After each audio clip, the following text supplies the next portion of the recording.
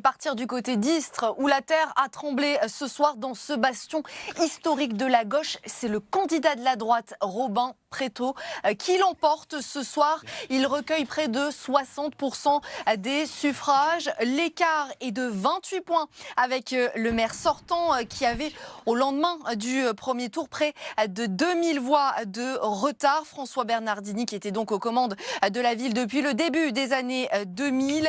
Le candidat du Rassemblement national lui fait moins de 10%. Autre coup de tonnerre, cette fois à Tarascon, ville dirigée par Lucien Limousin, maire d'Yverdroit depuis 2014. Il ne s'est pas représenté.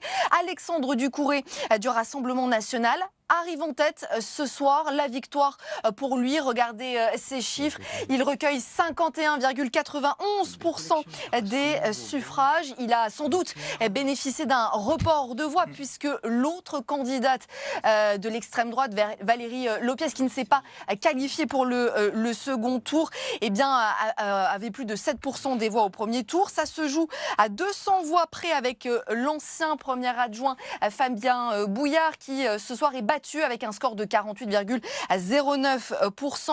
Autre ville très disputée et où il y avait une quadrangulaire, nous partons à Arles. La liste menée par Patrick de Carolis arrive en tête et remporte donc ce scrutin avec 42,39% des voix. Il devance l'Union de la gauche qui était emmenée par Nicolas Koukas. Vous voyez l'ensemble des résultats s'afficher à l'écran. L'agriculteur Rémi Banson pour le Rassemblement national fait 13,07.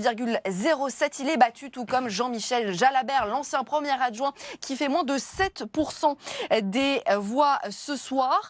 À Aix-en-Provence, pas de surprise, Sophie Joissaint, la maire sortante, qui était pour la première fois candidate sur son nom, est élue ce soir. Elle remporte donc ce scrutin avec 47,35%.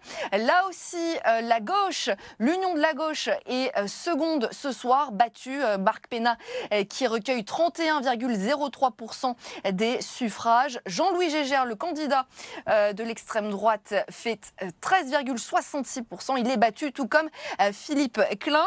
Un mot pour vous dire également qu'à l'est des Bouches-du-Rhône, la ville d'Aubagne repasse à gauche après 2 mandats. Gérard Gazet, le maire sortant, est dernier ce soir.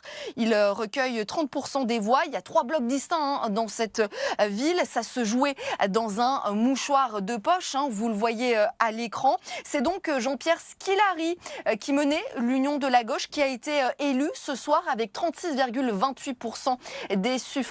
Il devance la candidate et députée du Rassemblement national, Joëlle Mélin. Et donc, on l'a dit, Gérard Gazet qui est battu ce soir. Il est donc dernier